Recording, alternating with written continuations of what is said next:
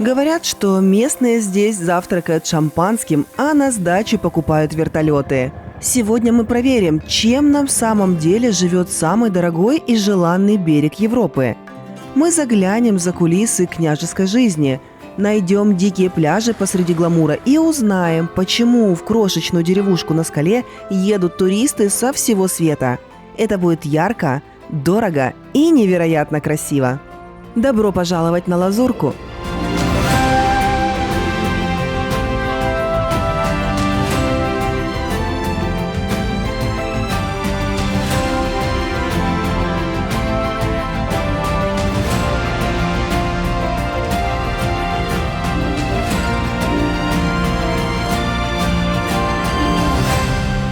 В этом видео я покажу вам все грани Лазурного берега, от хай-тека и небоскребов Монако до средневековых стен Антиба, от шумных вечеринок Сент-Тропе до звенящей тишины в горах Эз. Это будет путешествие по самым знаковым, самым дорогим и самым красивым точкам Лазурки, а стартуем мы с места, которое ломает все стереотипы о богатстве. Добро пожаловать в Монако, страну, которую можно пройти пешком поперек за час. Это второе самое маленькое государство в мире, после Ватикана. Она настолько крошечная, что вертолетная площадка тут занимает, наверное, 1% всей территории. Но концентрация денег на квадратный метр там такая, что воздух буквально пахнет купюрами. Первое, что сносит крышу, это сам вокзал. Он вырублен прямо внутри гигантской скалы. Тут нет привычной грязи или суеты. Мрамор, бесконечные эскалаторы, эхо и такая стерильная чистота, что, кажется, можно есть прямо с пола. Ты выходишь и сразу понимаешь, ты попал в мир, где слово «бюджетно» считается ругательным. Монако – страна вертикальная. Там вы либо карабкаетесь вверх, либо летите вниз. Мы начинаем с истоков, с того места, откуда вообще пошло это княжество, со скалы Ле-Роше. Путь наверх – это отличная бесплатная кардиотренировка. Пока поднимаешься, можно рассмотреть старинные крепостные стены и отдышаться, делая вид, что просто любуешься видами на порт.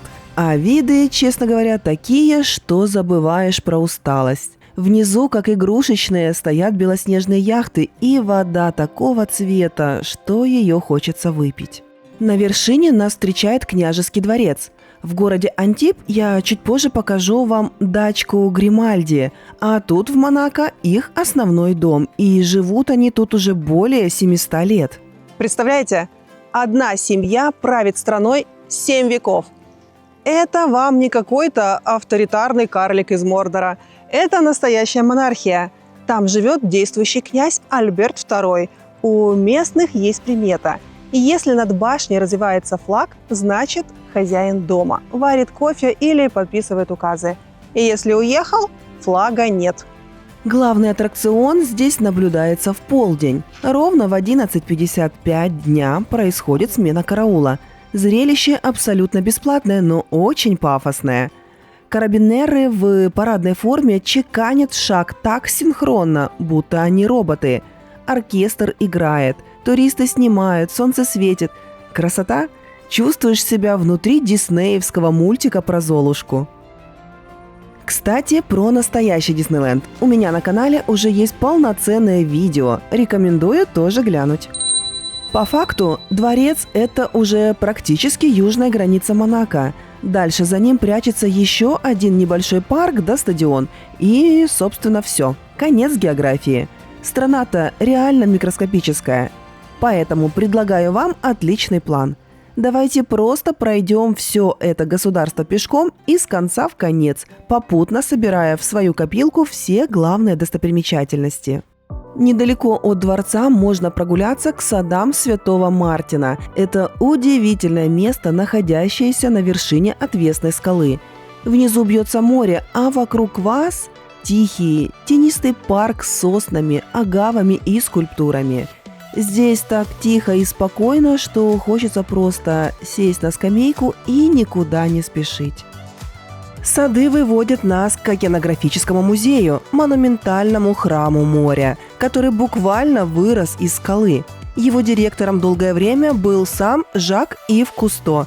На строительство этого архитектурного безумия ушло 11 лет. Фундамент вбивали прямо в отвесный утес на высоте 85 метров над волнами. Внутри скрывается один из старейших аквариумов Европы. Огромная лагуна с акулами и гигантские скелеты китов под потолком. А прямо перед входом припаркована вот эта яркая подводная лодка. Признайтесь, сразу в голове заиграла песня «Битлз». На самом деле это настоящий исследовательский батискаф, на котором команда Кусто погружалась в морские бездны. Сделайте обязательно фото на его фоне и можете, в принципе, спускаться в район Монте-Карло, где тишину истории сменяют адреналин и очень большие деньги. Ну а пока вы еще здесь, на скале, можете также полюбоваться на белоснежный кафедральный собор. Место невероятно красивое и трогательное, ведь именно там покоится принцесса Грейс Келли, да и все остальные члены королевской семьи. А буквально в 2 шагах стоит дворец юстиции – изящное здание с изогнутой лестницей, которое выглядит не как суровый суд, а словно декорация к историческому фильму. Нагулявшись по Верхнему Монако, можете смело спускаться с небес на землю. Ну, или точнее, на вымощенную золотом землю Монте-Карло. Как только вы оказываетесь здесь, первое чувство – легкий шок. Это настоящий автосалон под открытым небом, где концентрация Феррари, Ламборджини и Бентли на квадратный метр превышает все разумные пределы. Кажется, если здесь уронить монетку, она обязательно поцарапает чей-то Роллс-Ройс. Монако – это как Голливуд, только у моря и с принцем вместо актеров. А казино Монте-Карло – его блестящая визитка, где уже больше века крутятся рулетки и судьбы. Сюда приходят не столько играть, сколько почувствовать себя Джеймс Бондом. Роскошные фасады, фонтаны и спорткары у входа – все как в кино. А внутри – кристаллы, ковры, атмосфера дорогой интриги. И если и есть место, где стиль и игра сочетаются идеально, то это здесь. Кстати, чтобы краем глаза взглянуть на эту дорогую интригу, не обязательно проигрывать состояние. В холл казино великолепный атриум, пускают бесплатно, и уже там от золота и лепнины слепит глаза. Самое главное, в отличие от закрытых игровых залов, здесь не отбирают телефоны. Вы можете абсолютно легально достать камеру и наделать роскошных фотографий в интерьерах дворца. А чтобы увезти с собой частичку красивой жизни, загляните в местный сувенирный бутик прямо в холле. Там можно купить настоящие игральные карты казино или фирменную фишку на удачу. Спойлер, такой сувенир обойдется вам гораздо дешевле, чем попытка обыграть заведение в рулетку. Парадокс века. Знаменитое казино Монте-Карло, где Джеймс Бонд проигрывал миллионы, закрыто для граждан Монако. Князь решил: пусть туристы оставляют деньги, а мои подданные не должны разоряться. Так что, если встретите в казино местного, знайте, он либо работает крупье, либо он шпион. Вообще, гуляя по Монако, вы постоянно будете ловить дежавю. И это неудивительно. Это крошечное княжество – одна из самых популярных естественных декораций мирового кинематографа. Только вдумайтесь. Согласно базе МВД, здесь сняли 186 фильмов. И это на площади всего в 2 квадратных километра. Плотность шедевров на метр просто зашкаливает.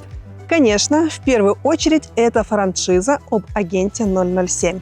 Именно по тем серпантинам Пирс Броснан гонял на Астон Мартин в золотом глазе.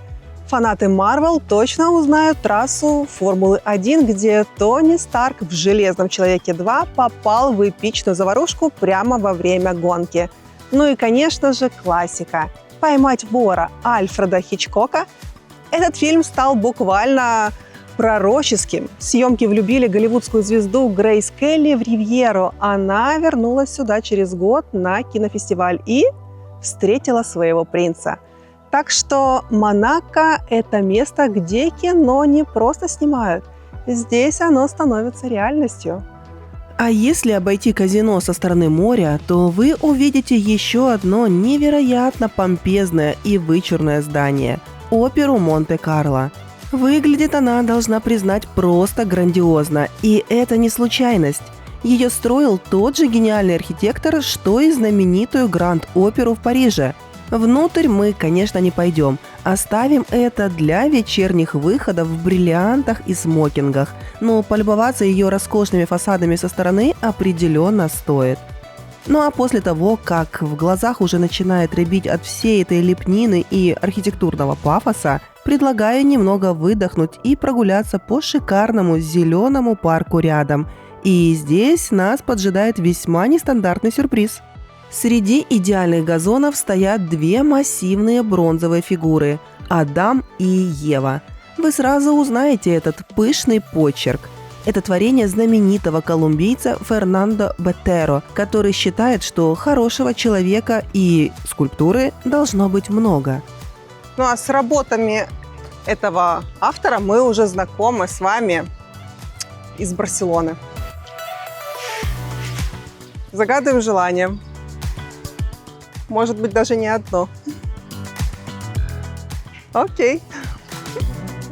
И судя по тому, как ярко сияют на солнце определенные части тел у Адама и Евы, желаний у туристов хоть отбавляй.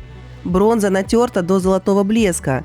Говорят, что приносит удачу в финансовых делах. А в Монако, согласитесь, это самое актуальное суеверие. Так что не стесняйтесь, трите.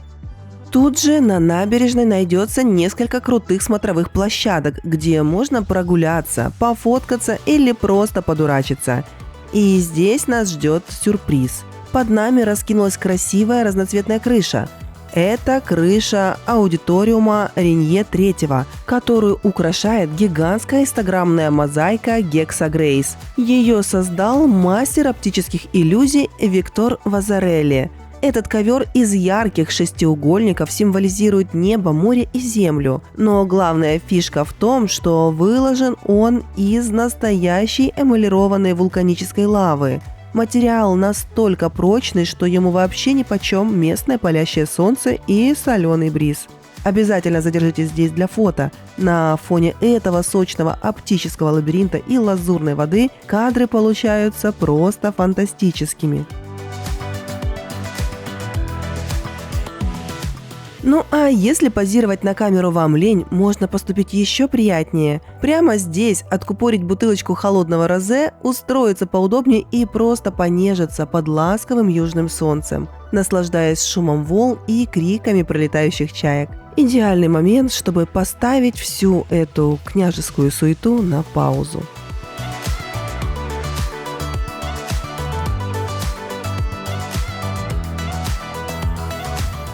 Кстати, пока вы здесь, внимательно смотрите под ноги. Помните, в Каннах мы с вами примеряли ладони к отпечаткам кинозвезд? Так вот, Монако решила не отставать, но пошло своим путем.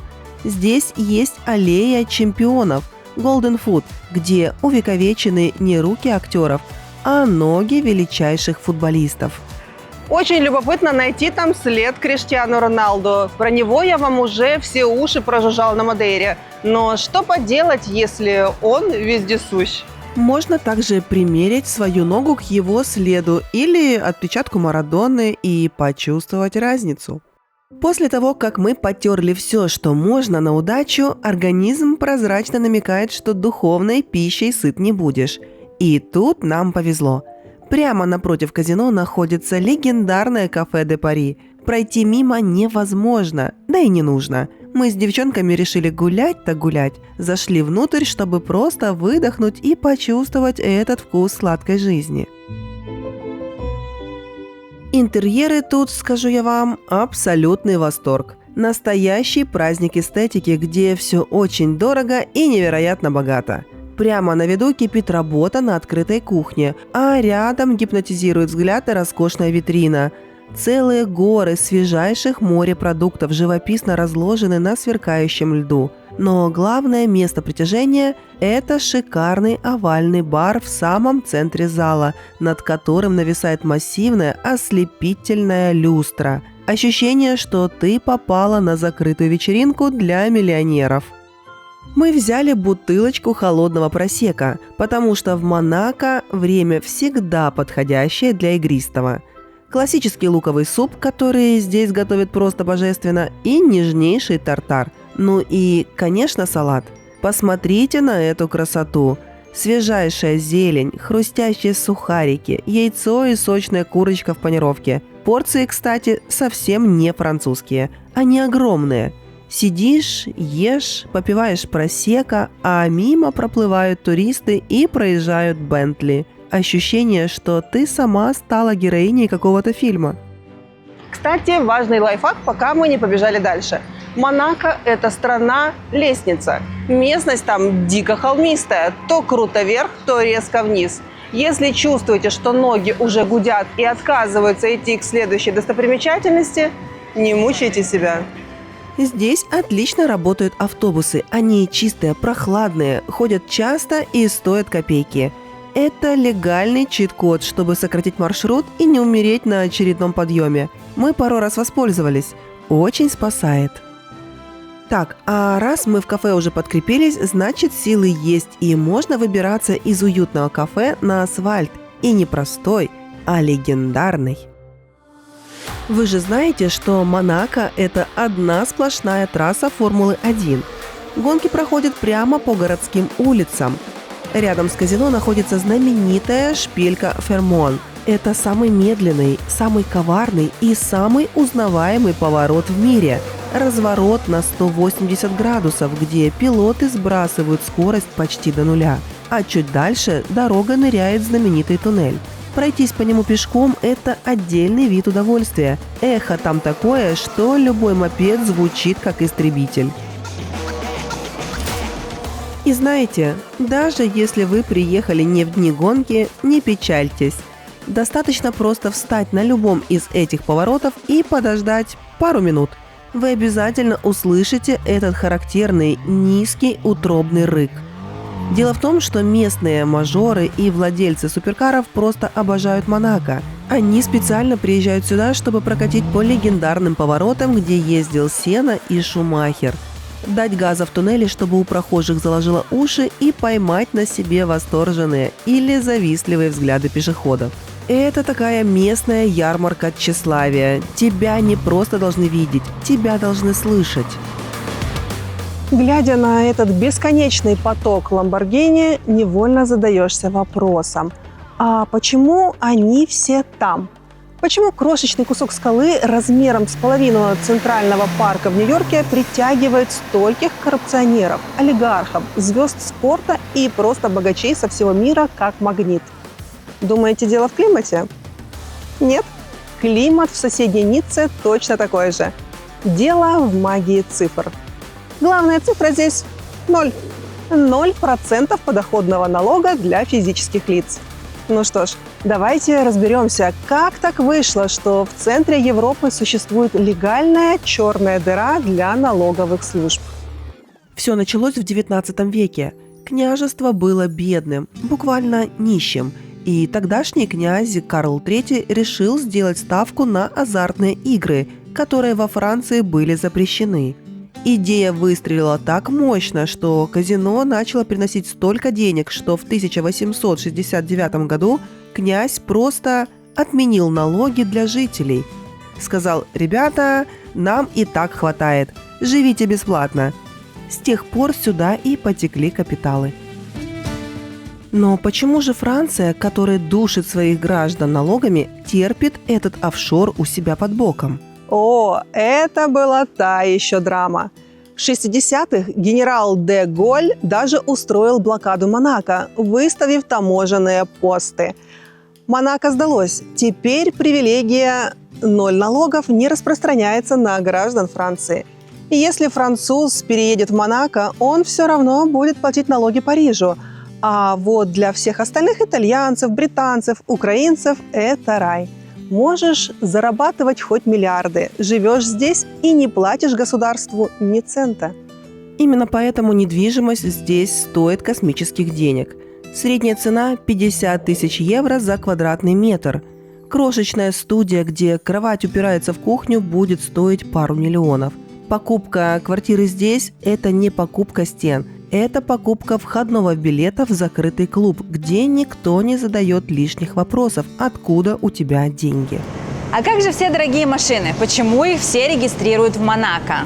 Да, все просто. Никакого налога на роскошь, никаких безумных пошлин при покупке. Купил Bugatti, сэкономил сотни тысяч евро на налогах по сравнению с Европой. Плюс номера Монако – это такой всемирный пропуск-вездеход. Полиция в Европе к ним относится, скажем так, с трепетом и лишний раз не тормозит.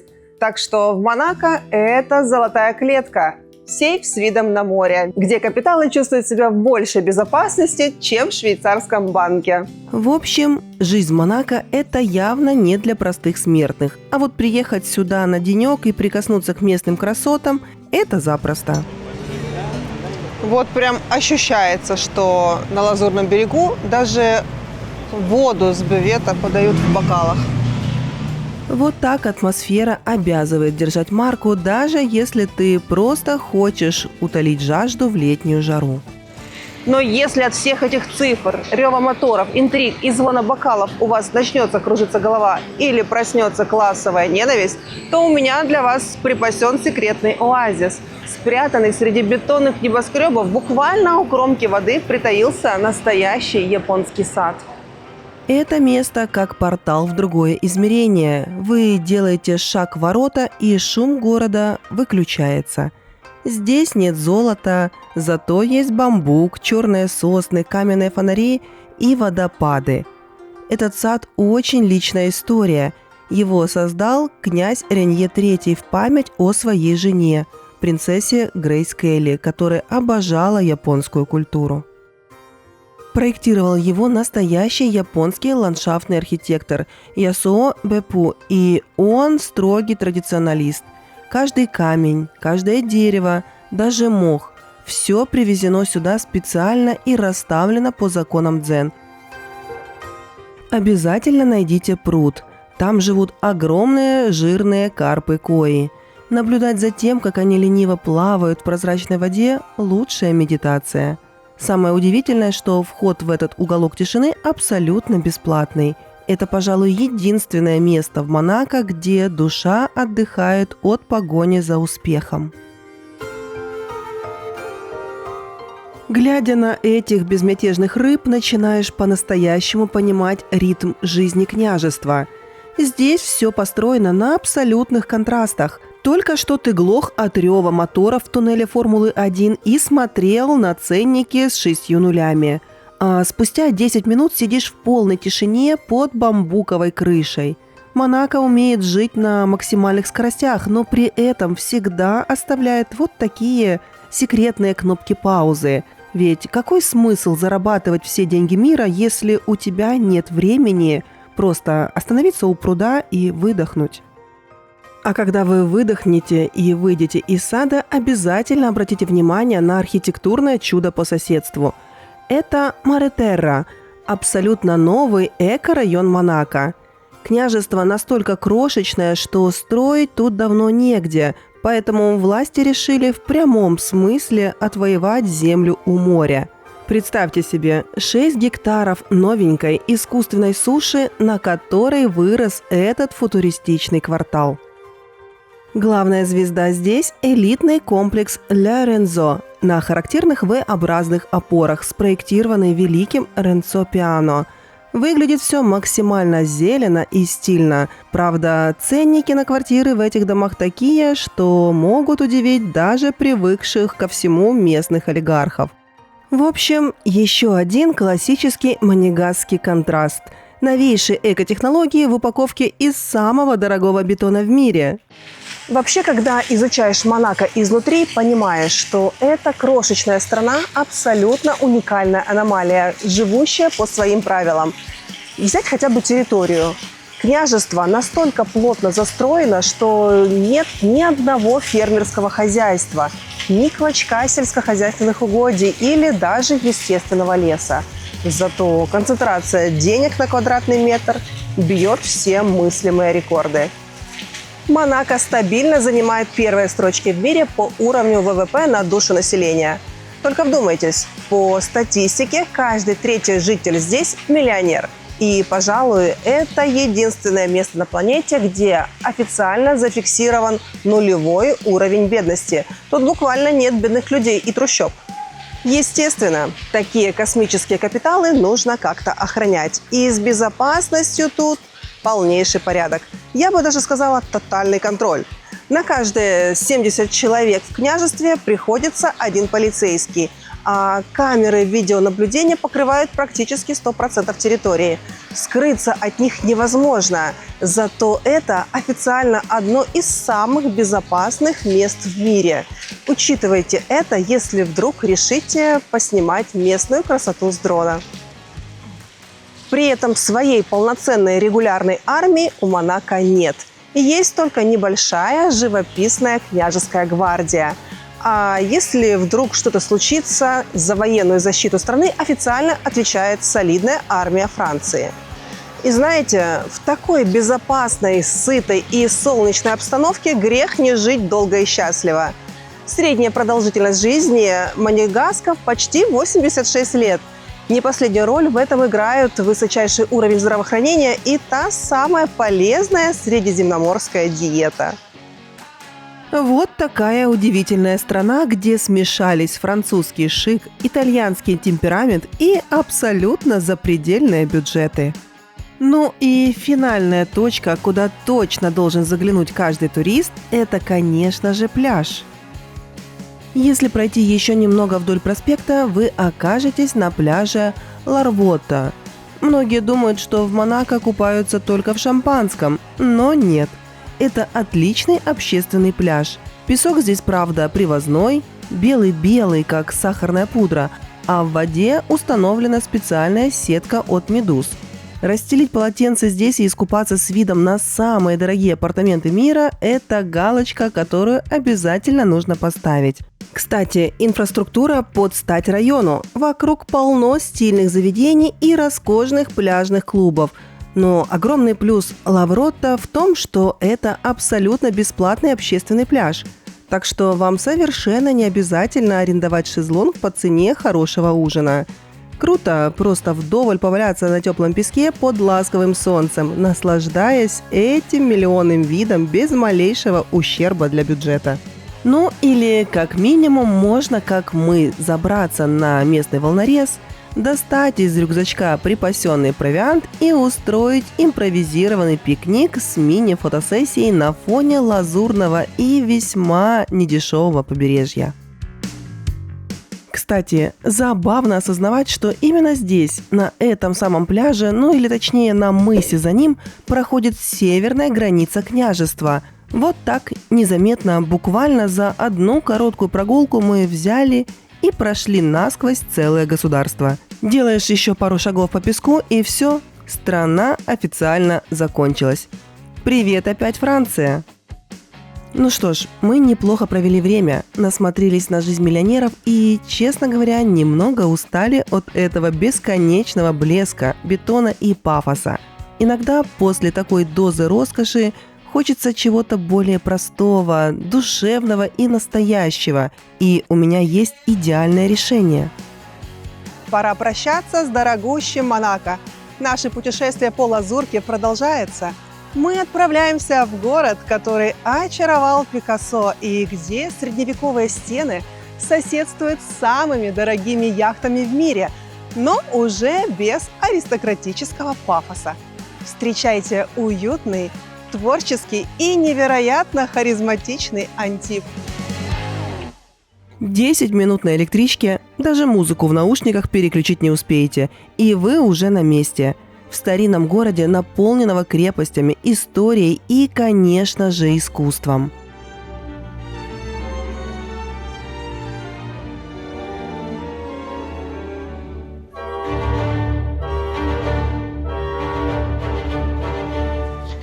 Если Ницца – это пафосная бабушка в бриллиантах, Канны – капризная кинозвезда, то Антиб – это тот самый интеллигентный друг, с которым можно и винишко на камнях выпить, и об искусстве поспорить. Там нет всей этой столичной суеты, но есть душа и деньги. Очень много денег, которые любят волны и тишину. Сразу с вокзала ноги несут нас к морю, и тут случается первый визуальный шок. Мы попадаем в порт Вобан. На самом деле это прям не порт, а какая-то выставка достижений капиталистического хозяйства. Вы прибыли в самую большую и пафосную марину Европы. Порт Вобан в Антибе – это какое-то уникальное место. Здесь просто вот классические рыбацкие лодочки расположены в 10 метрах от пришвартованных суперяхт. Как правило, конечно, это очень сильно разносится в других маринах. Отдельное место для суперяхт, для больших катамаранов и прочих. И совсем в другом месте припаркованы уже рыбацкие лодки. Но здесь это как-то вот так все рядышком, все соседствует. Такой контраст. Прогуляйтесь также на набережную миллиардеров. Название официальное, без шуток. Здесь швартуются такие махины, что рядом с ними чувствуешь себя муравьем. Тут часто видят яхты постсоветских олигархов и звезд Голливуда. Просто вдумайтесь. Заправить такой кораблик полным баком стоит 1,5 миллиона евро. 1,5 миллиона. Это цена шикарной виллы где-нибудь по соседству, а они просто заливают это в бак, чтобы покататься.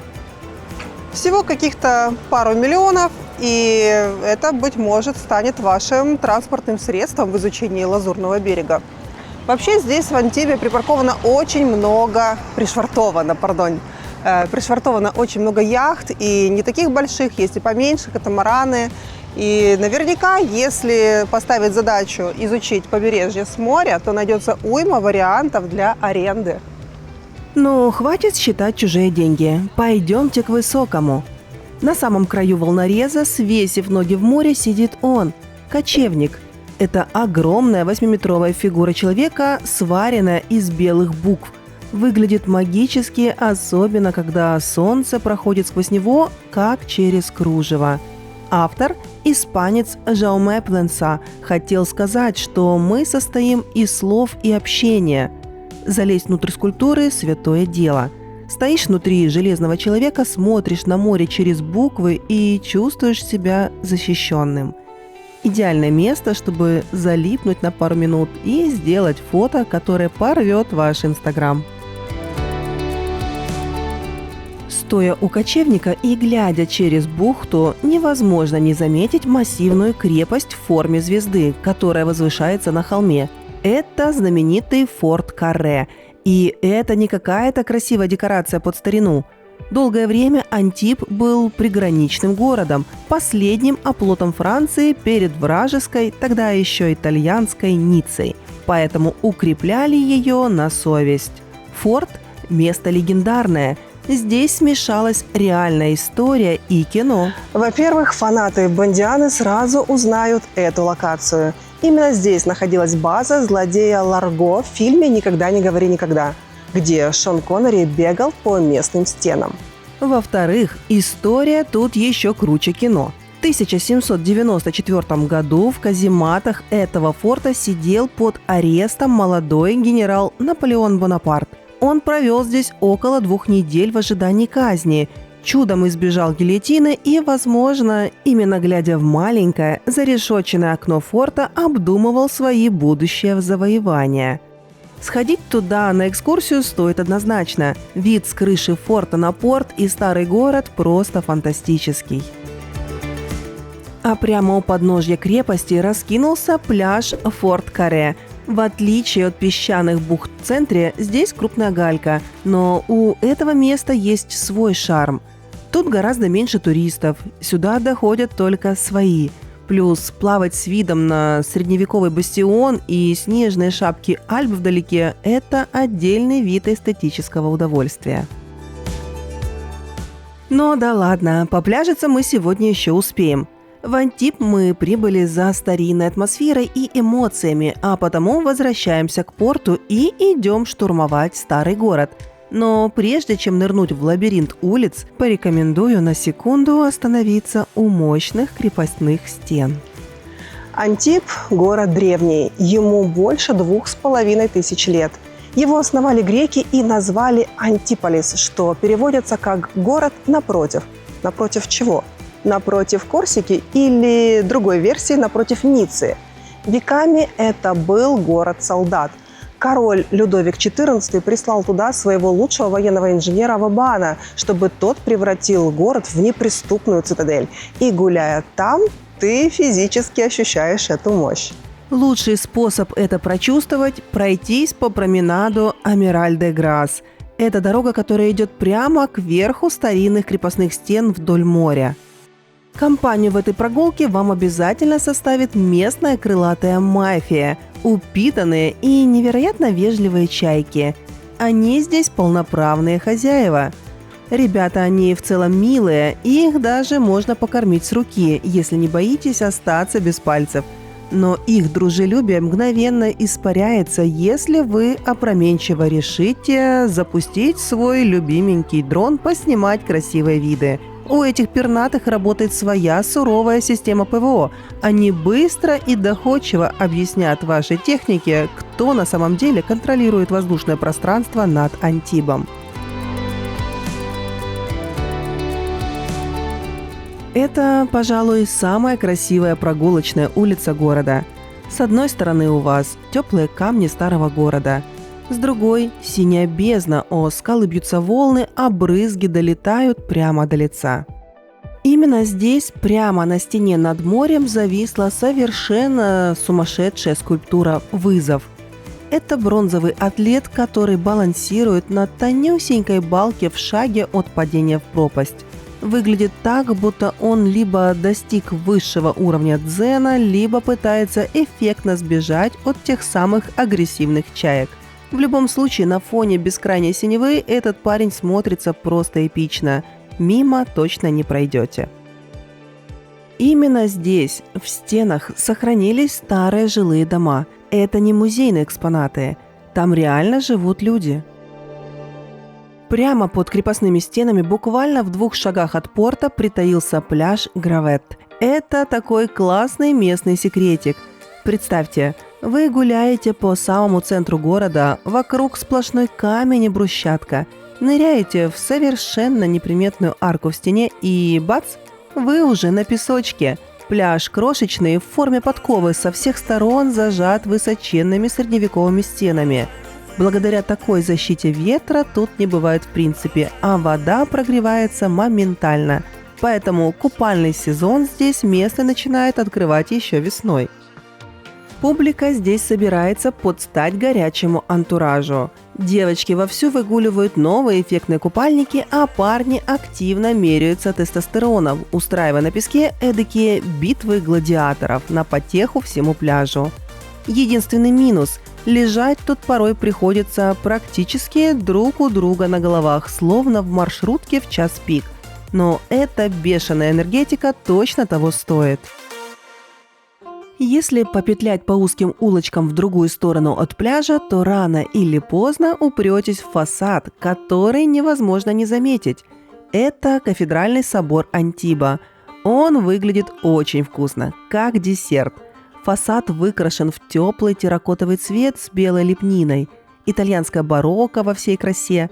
Раньше на этом месте стоял языческий храм Дианы и Минервы, так что место намоленное веками.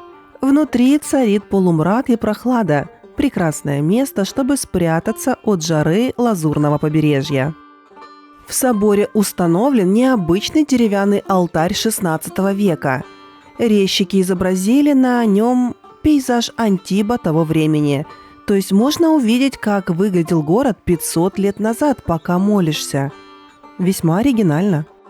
Выныриваем из приятной церковной прохлады обратно на залитую солнцем улицу, и далеко идти не придется. Следующий пункт нашей программы находится буквально дверь в дверь с храмом. Поворачиваем голову, и перед нами замок тех самых Гримальди, могучих вельмож из княжества Монако, которое я вам буквально только что успела показать. Это место с сумасшедшей энергетикой. Оно стоит здесь чуть ли не с сотворения мира. Сначала на этой скале был древнегреческий Акрополь, потом римский форт, а в средние века сюда заехала семья Гримальди. Предки нынешнего князя жили здесь почти 250 лет, превратив суровую крепость в свою резиденцию. Здание выглядит очень внушительно. Теплый желтый камень, который на закате горит золотом, и мощная четырехугольная башня, служившая донжоном. Стены замка буквально вырастают из скалы, нависая над морем. Это настоящая средневековая романтика, которая чудом уцелела до наших дней. Позже здесь была мэрия, потом казармы, и только в 20 веке здание отдали искусству. История превращения строения в музей тут тоже киношная. В 1946 году Пабло Пикассо гулял по Антибу со своей молодой возлюбленной Франсуазой Жило. Ему нужен был простор для работы, и власти города сказали: «Слушай, Пабло, а у нас тут пустует целый замок. Бери ключи, живи, твори». Неплохой подгон, да? Художник был в таком восторге от света и атмосферы, что работал как одержимый. За полгода он нарисовал кучу картин и оставил их городу в качестве квартплаты. Даже если вы ничего не смыслите в кубизме и считаете, что мой ребенок нарисует лучше, зайдите внутрь ради террасы скульптур. Она выходит прямо на море. Вид оттуда такой пронзительный, что хочется самому схватить кисть и начать творить шедевры. От духовной пищи в соборе переходим к пище насущной. Просто идите на запах, он не обманет. Ноги сами выведут вас на провансальский рынок Антиба. Настоящий храм чревоугодия под старинной чугунной крышей. Но, внимание, лайфхак. Приходить туда можно строго до обеда. Ровно в 13:00 карета превращается в тыкву, то есть прилавки с едой исчезают. Все моют из шлангов и выставляют столики ресторанов. А пока утро, здесь просто кулинарный взрыв. Горы оливок, специй, от которых щекочет носу, колбасы с плесенью и без. Вам обязательно сунут под нос кусочек сыра на пробу. Не сопротивляйтесь. Сворачиваем от рынка вглубь, и вот он, настоящий старый Антиб. Здесь нет такой помпезности, как в центре Ниццы. Улочки узкие, кривые и невероятно уютные. Загляните в местные кафешки и скверы. Ищите глазами Порто-Марин, старые морские ворота, через которые веками в город попадали моряки и торговцы. Антиб тем и прекрасен, что он живой. Тут невероятное количество фотогеничных утопающих в зелени улочек и крошечных крафтовых магазинчиков. А какие здесь цветочные лавки! Местные флористы выставляют свои роскошные композиции прямо на брусчатку, и густые сладкие ароматы буквально заполняют собой все пространство.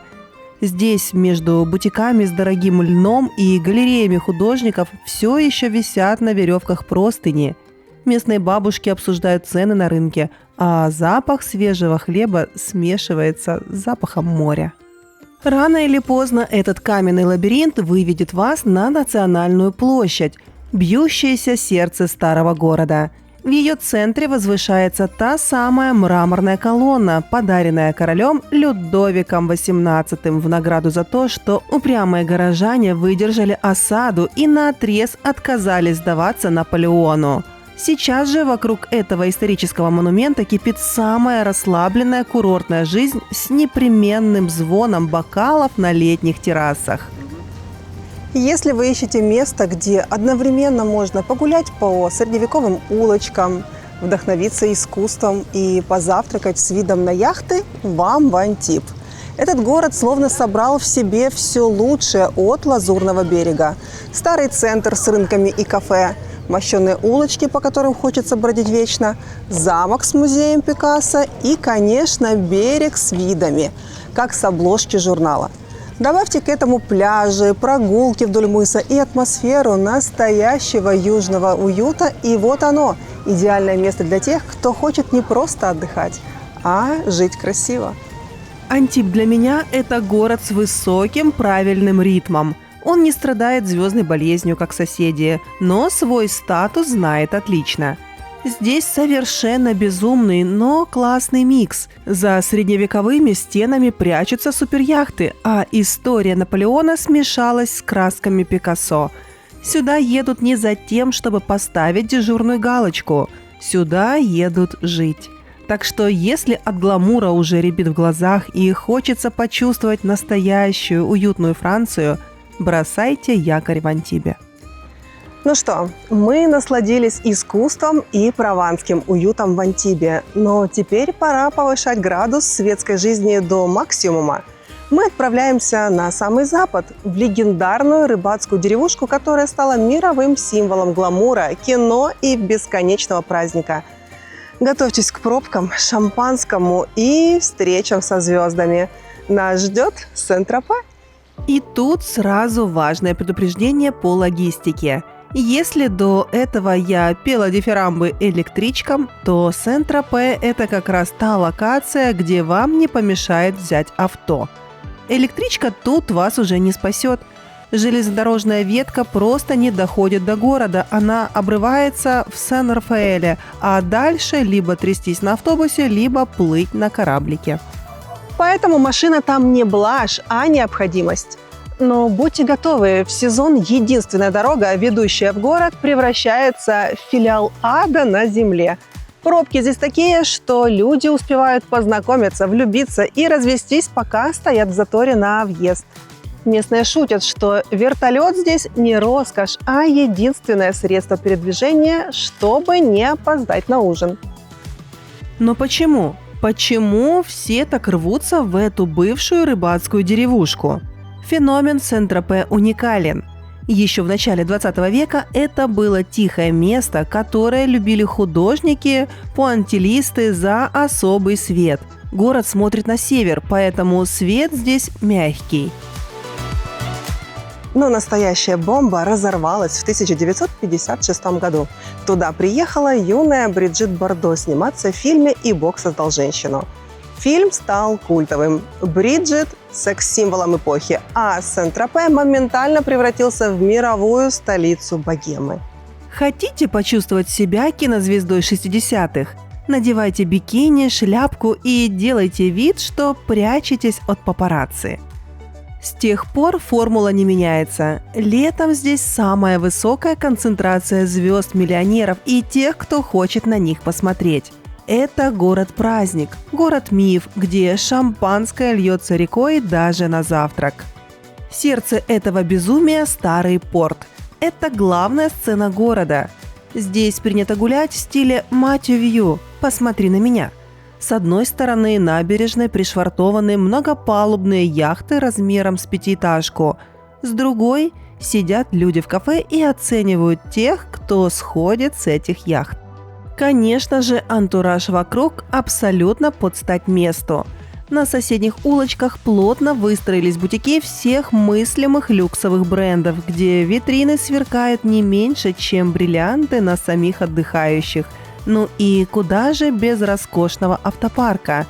Вдоль порта непрерывно дефилируют эксклюзивные спорткары и коллекционные кабриолеты, от которых ловишь мощное дежавю из Монако. Концентрация дорогих игрушек на квадратный метр тут просто зашкаливает. Тут же, прямо на набережной, местные художники выставляют свои картины. И это не туристический кич, а настоящая традиция. Ведь именно художники первыми открыли это место миру. Главная точка притяжения в порту – кафе «Сен-Гюен» с его знаменитыми красными столиками и тентами. Это символ города. Здесь сидели все, от Пикассо и Хемингуэя до Карла Лагерфельда и Джека Николсона. Кофе там стоит неприлично дорого, но вы платите не за напиток, а за возможность посидеть в первом ряду этой ярмарки тщеславия. А вообще, мой идеальный сценарий в центре такой. Заглянуть в легендарное кафе «Барбарак» прямо в порту. Вы его не пропустите по очереди, которая там стоит всегда, даже зимой. Но поверьте, оно того стоит.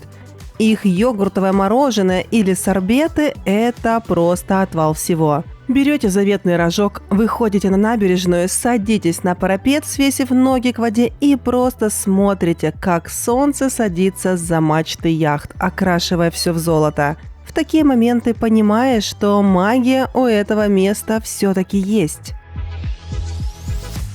Но если отойти от порта буквально на 100 метров, Сен-Тропе открывается с другой, очень уютной стороны. Мы попадаем в квартал Ла-Понш. Это старейшая часть города, бывший рыбацкий район. Здесь тихо, узко и очень атмосферно. И если честно, как по мне, именно старый город – самая интересная и живая часть Сен-Тропе. Здесь нет того жуткого пафоса, который бросается в глаза у причалов с суперяхтами. Гуляя по этим каменным лабиринтам, ты наконец-то отдыхаешь от ярмарки тщеславия и видишь настоящий, аутентичный Прованс. Обязательно дойдите до церкви Успения Богоматери. Вы точно ее узнаете. Ее ярко-желтая колокольная башня в цветах охры и сиены видна на всех открытках, а фанаты французских комедий просто обязаны сделать селфи у здания музея жандармерии. Да-да, тот самый фасад, где служил жандарм Крюшо в исполнении Луи де Фюнеса. Здание осталось ровно таким же, как в кино, и вызывает дикую ностальгию. Ну а если у вас остались силы после селфи, обязательно поднимитесь чуть выше, к цитадели. Это мощная крепость 17 века, которая столетиями охраняла город от пиратов, а сейчас в ней расположен музей. Он посвящен морской истории. Экспозиция отлично показывает, что до эпохи суперяхт и гламура здесь жили суровые рыбаки и отважные моряки, бороздившие океаны. А еще с крепости открывается просто потрясающий вид на город. Стоит подняться туда ради самой лучшей панорамы Сен-Тропе. Но Сен-Тропе – это не только город, это еще и легендарные пляжи. И тут есть подвох. В самом городе пляжи крошечные. Вся тусовка происходит в соседней бухте на пляже Пампелон. Это 5 километров белоснежного песка, вдоль которого выстроились самые знаменитые пляжные клубы мира, вроде «Клуб 55». Именно там родилась мода загорать топлес. На этих пляжах принято танцевать на столах и поливать друг друга кристаллом. Если вы ищете движ и хотите увидеть, как отдыхают люди из списка Forbes, вам туда. Но я хочу показать вам другой Сен-Тропе. Дикий, природный и невероятно красивый. Мы садимся в машину и едем чуть дальше, в сторону мыса Кап-Тая. Здесь пейзаж меняется кардинально. Вместо шезлонгов и официантов – нетронутая природа. Именно здесь мы нашли идеальную локацию для нашего девичьего пикника. Это не классический пляж Лазурного побережья. Весь берег здесь укрыт огромными отполированными за века каменными плитами, которые плавно спускаются прямо в Лазурное море. Камень здесь удивительный. Теплый, светло-бежевый, с красивыми прожилками кварца и песка, которые сверкают на солнце. Мы решили не искать столики в ресторанах, а устроить свой собственный ресторан «Лазурка» под открытым небом. Расстелили пледы на песочек и достали заготовленные вкусняшки. Великолепный пикник в стиле Прованс. В меню все самое простое и вкусное, что можно купить в местной лавке. Свежайший багет, который хрустит, когда его ломаешь. Несколько видов сыра, красная икра, виноград и, конечно же, бутылочка ледяного местного розе. Без него на Лазурке никуда. На Лазурном берегу есть правило. Розе – это не алкоголь, это стиль жизни. Там производят 80% всего розового вина Франции. Его пьют на обед, на ужин и иногда вместо воды. Шучу. Почти шучу. Вино легкое, холодное и идеально подходит под жару. Главное не забыть, что градус там все-таки есть. Иначе шопинг может выйти из-под контроля. Ощущение здесь – космос. Ты сидишь на теплом пляже, босыми ногами касаешься прохладной воды, в руке бокал, а вокруг ни души. Только оглушительный стрекот цикад в соснах за спиной и шум прибоя. Солнце медленно катится к закату, меняя цвет воды с бирюзового на глубокий синий. Это место сильно контрастирует с шумным центром Сент-Тропе. Здесь нет пафоса, нет необходимости кому-то что-то доказывать. Здесь ты просто есть и ты счастлив. Мы просидели так несколько часов, болтая обо всем на свете и провожая солнце. Это тот момент, когда хочется поставить на паузу и сохранить в памяти навсегда. Представьте себе узкие улочки, утопающие в цветах, лазурное море, отражающее закаты, и уютные бухты, где время течет медленно. Это Сент-Тропе. Город, который влюбляет в себя с первого взгляда, крепко и сразу на всю жизнь. Если вы бюджетом не стеснены, то вам точно захочется заглянуть в это местечко. Ну а всех остальных приглашаю посетить местные лазурные пляжи, где так приятно проводить время, независимо от поры года. И знаете, несмотря на то, что Сент-Тропе оставил у меня действительно теплое впечатление, рекомендовать его для отпуска широкой публике я никак не могу. Давайте смотреть правде в глаза. Это курорт для тех, у кого есть куча денег и личная яхта. Да, здесь очень красивые бухты, огромная марина и сверкающие витрины дорогущих бутиков. На все это классно поглазеть разок в жизни, но рассматривать этот город для полноценного отдыха – идея так себе. Исторический центр здесь совсем крошечный, цены просто космические, а логистика и бесконечные пробки на дорогах – это то, что ждет здесь любого простого смертного. Но если вам захотелось чего-то по-настоящему особенного, а от больших и шумных курортов вроде Канн и Ниццы вы уже слегка устали, то рискну предложить вам еще одну уникальную локацию. Ну что, мы посмотрели пляжи, казино и яхты. Но я припасла для вас секретный бонус. Место, которое кардинально отличается от всего, что мы видели раньше. И мы с вами едем в С. Сразу предупреждаю, забудьте про купальники и пляжные полотенца. Здесь нет широких набережных. Здесь нет, почти нет пляжей. Зато здесь есть виды, от которых просто перехватывает дыхание и атмосфера настоящего средневековья. Мы приезжаем на электричке на станцию Эс-Сюр-Мер, и тут перед нами встает дилемма. Сама деревня находится высоко в небе, на скале, как орлиное гнездо. Так как же туда попасть? Вариант для ленивых, или точнее разумных. Сесть на автобус, который за пару евро довезет вас наверх. Если вы, как и я, не ищете легких путей, то для вас найдется вариант Б. Более красивый и куда более философский. Подняться пешком. И это не какая-то лесная тропинка, это легендарная достопримечательность мирового уровня. Мы ступаем на тропу Ницше. Это очень красивый и, пожалуй, самый высокодуховный хайк во всей Франции. Тропа Ницше – это одна из самых атмосферных и философски заряженных прогулок на Лазурном берегу. Она соединяет прибрежный городок Эс-Сюр-Мер с Эзвиль, средневековой деревней, затерянной на вершине скалы. Именно по этой тропе, говорят, Фридрих Ницше поднимался каждый день в 1883 году и вдохновлялся на написание части своего знаменитого произведения «Так говорил Заратустра». Главное, не забудьте взять с собой водичку. И про водичку я сказала не просто так. Скажу честно, не дайте романтичному названию вас обмануть. Это не легкий променад по парку, это настоящий суровый хайкинг. Тропа – это, по сути, бесконечная каменная лестница, вырубленная в скале длиной в несколько километров. Уклон здесь довольно серьезный, под ногами сыпучие камни и пыль, поэтому, ради бога, не надевайте сюда шлепки или босоножки, только удобные кроссовки. Солнце здесь жарит нещадно, тени почти нет. И уже через 15 минут подъема ты начинаешь чувствовать каждую мышцу. Это такой природный степпер с максимальной нагрузкой. Ты идешь, пыхтишь, вытираешь пот и думаешь: «Боже, неужели Ницше бегал тут каждый день? Какое же у него должно было быть здоровье?»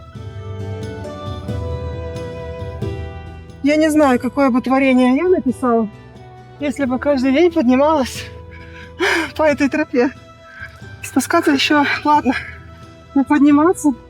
Но как только вы преодолеваете первый шок от нагрузки и восстановите дыхание, вы поймете, ради чего все это затевалось. У этой тяжести есть невероятная награда. Вы оказываетесь один на один с дикой природой Лазурного берега. Вокруг только скалы, нагретые солнцем, и сосны, которые источают просто сумасшедший аромат хвои и смолы. Здесь пахнет тимьяном, розмарином и морем. Это лучшая ароматерапия в мире. А главное – тишина. После гула моторов Монако и толпы в Ницце здесь, на тропе, слышно только, как ветер шумит в кронах деревьев и стрекочут цикады. И вот в какой-то момент среди этой звенящей тишины ты начинаешь различать и другие звуки. Слышите? Где-то есть водопадик и ручьи. Прям флешбэк с Мадейры. Как будто снова иду по тропе Левады. И чем выше вы поднимаетесь, тем фантастичнее становится панорама за спиной. Море меняет цвет с бирюзового на глубокий индиго, а яхты превращаются в крошечные белые точки. Идеальная медитация. Ты, гора и море. И вот, когда легкие окончательно провентилировались морским воздухом, а икры передают пламенный привет, мы оказываемся у ворот в старинный Эс-Виляж. Древние крепостные стены, потрясающие панорамы с высоты 427 метров и ароматы лаванды на каждом шагу. Как только проходишь через массивные ворота Ля Петерн, попадаешь в другое измерение. Здесь нет машин, нет асфальта, нет шума. Только камень, плющ и история. Деревушка настолько компактная и запутанная, что похожа на муравейник, выдолбленный в скале. Эти маленькие улочки – это что-то невероятное. Что-то похожее мы видели с вами на Капри, но не настолько. Бродить по этим каменным лабиринтам – сплошное удовольствие. Ощущение такое, будто ты оказался внутри декораций диснеевского замка. Только здесь все абсолютно настоящее. Волшебная средневековая атмосфера сохранилась просто потрясающая. Да, разминуться с другими туристами в таких узких проходах бывает сложновато, а булыжники под ногами за столетия отполированы миллионами шагов до зеркального блеска. Но эти детали ничуть не портят впечатление, а наоборот, только усиливают неповторимое ощущение ожившей сказки. Судя по запаху оттуда, там ресторан. Ну и, само собой, гуляя по деревне, вы найдете множество вот таких крошечных, невероятно атмосферных кафешек, где можно вкусно перевести дух. Эс не зря называют жемчужиной французской ривьеры. Здесь можно заблудиться в лабиринте улочек, попробовать трюфельное мороженое и найти лучший ракурс для фото с видом на море. Этот старинный поселок на скале – настоящий балкон с видом на Средиземное море. Здесь уютные улочки, лестницы, лавочки, виды от которых сносит крышу. А еще держите свои кошельки крепче. Местные сувенирные лавочки, спрятанные прямо в каменных сводах – это настоящая ловушка для вашего внутреннего шопоголика. Там нет банальных китайских магнитов, зато полным-полно крутой прованской керамики, картин местных художников и мыла, которое пахнет так, что хочется его съесть.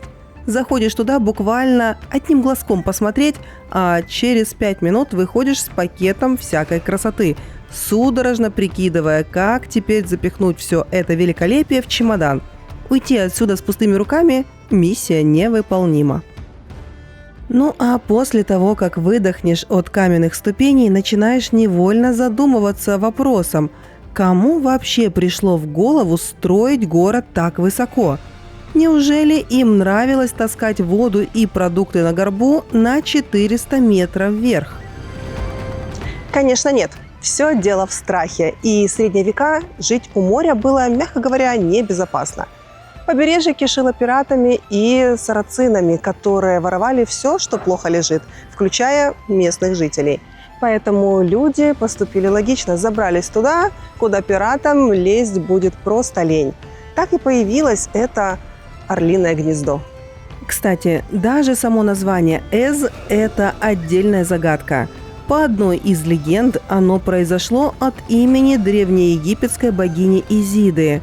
Говорят, финикийцы, которые тут проплывали, были так впечатлены красотой места, что построили здесь храм в ее честь. Так что, возможно, мы сейчас гуляем по священной земле египетских богов. Но самым значимым моментом в истории города стал 1543 год. Знаменитый турецкий пират Барбаросса, да-да, тот самый «Рыжая борода», объединился с французским королем Франциском I, чтобы захватить Эз. Пираты и французы против маленькой деревушки. Конечно, город не смог сдержать эту армаду. Замок разграбили, но дух местных жителей это не сломило. А вот добил местную крепость уже другой король, Людовик XIV. Тот самый король солнца. Он посмотрел на мощные стены Эз и решил: слишком уж неприступная крепость, вдруг враги займут, и приказал взорвать замок от греха подальше.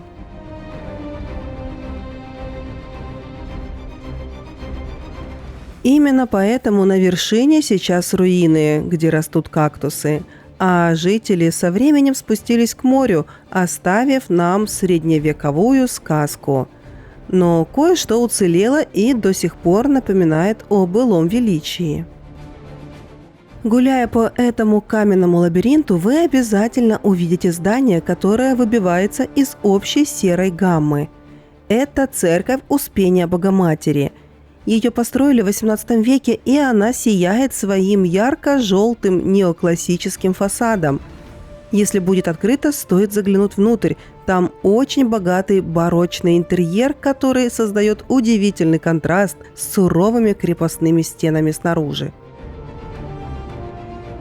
А когда выйдете, обязательно посмотрите наверх, на ее квадратную колокольню. Кажется, ничего необычного, но у нее есть весьма драматичный секрет. Изначально ее украшал красивый фигурный купол, но, видимо, высота Эза и близость к небесам сыграли злую шутку. В эту башню с завидной регулярностью лупили мощные молнии. Природа атаковала ее снова и снова, пока в итоге купол не был снесен окончательно. После череды таких электрических намеков сверху местные жители решили: да ну его этот купол, и восстанавливать не стали. Так что теперь башня стоит с плоской крышей, напоминая всем, что со стихией на Лазурном берегу лучше не спорить. Чуть дальше, буквально нависая над пропастью, стоит шато Эза – место с историей. Раньше это была зимняя резиденция шведского принца Вильгельма. Да, принцы всегда знали толк в хорошей недвижимости. А сейчас роскошный бутик-отель и ресторан. Если бюджет позволяет, выпейте кофе на их террасе, свисающей над морем. Это почувствовать себя особой королевской крови.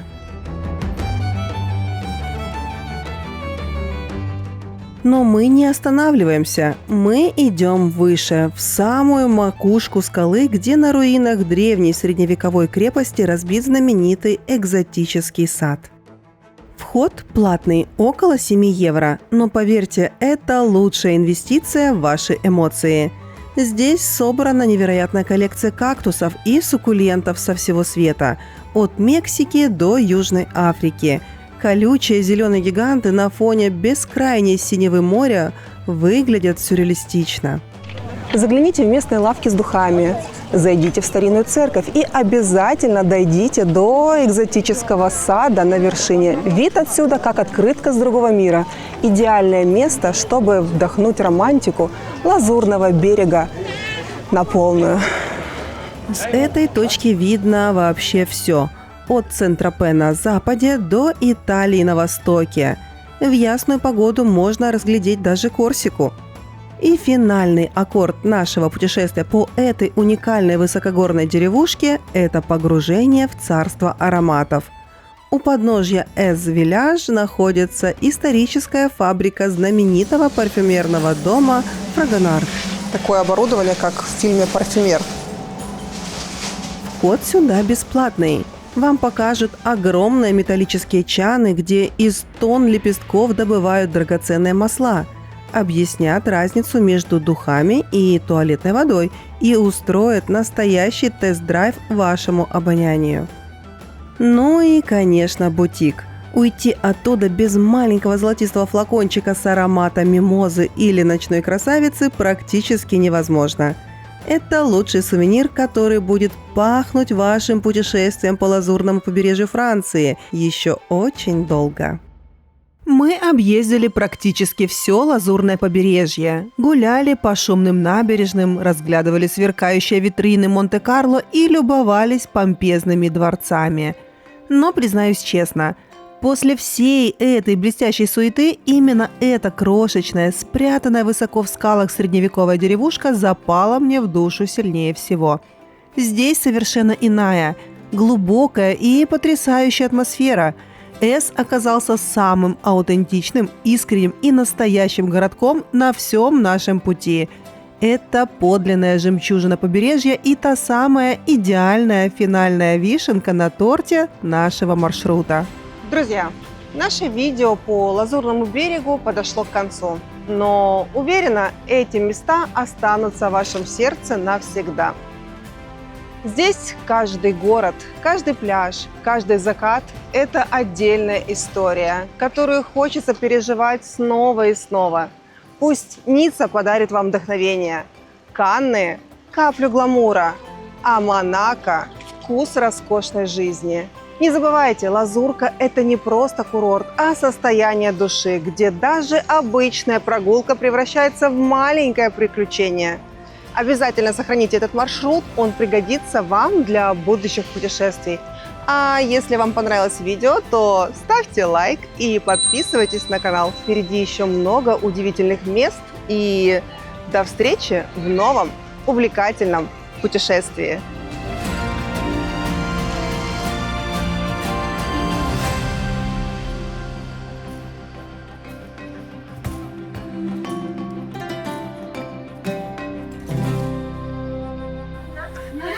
О, да. Монако – это Свобода- город, где это не свобода нужно. стиля. Да, вообще.